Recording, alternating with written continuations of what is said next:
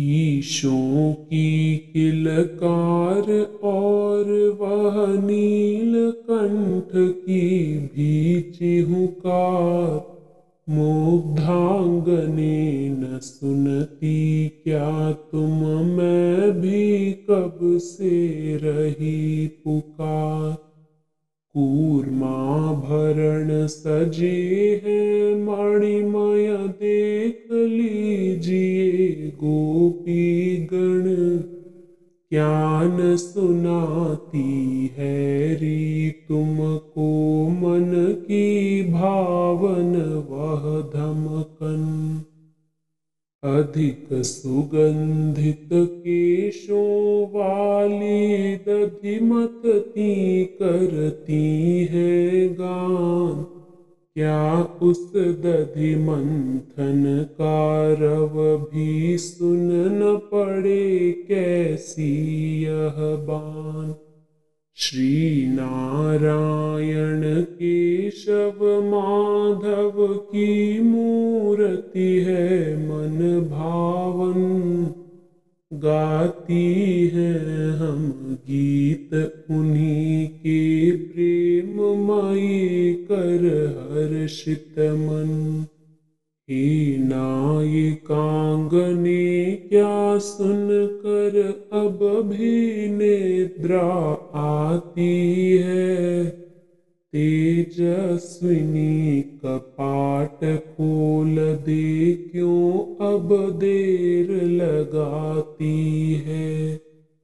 द्वारे खड़ी पुकार रही है, अहो सखी तुम खूब बनी, है ये अब छंद हमारे जानो री हे सजनी, है ये अब छंद हमारे जानो री हे सजनी। यह पद सुबह के समय की भक्ति, उल्लास और जागृति का संदेश देता है। इसमें सखियों को उनके आलस्य और निद्रा से जागने के लिए प्रेरित किया गया है। बालकों की किलकारियां, नीलकंठ पक्षी की चहचहाट और आसपास के प्राकृतिक सौंदर्य का वर्णन करते हुए कवि ने सखियों को जगाने का प्रयास किया है। कवि सखियों से पूछते हैं कि क्या वे इन सब ध्वनियों को नहीं सुन पा रही, वे कब से पुकार रहे हैं और अब भी सखियां क्यों नहीं जाग रही। भगवान नारायण, केशव, माधव की मोहक मूर्ति का वर्णन किया गया है जो प्रेम को प्रिय है। उनके प्रेम में भाव विभोर होकर सखियां गीत गा रही हैं और उत्सव मना रही हैं।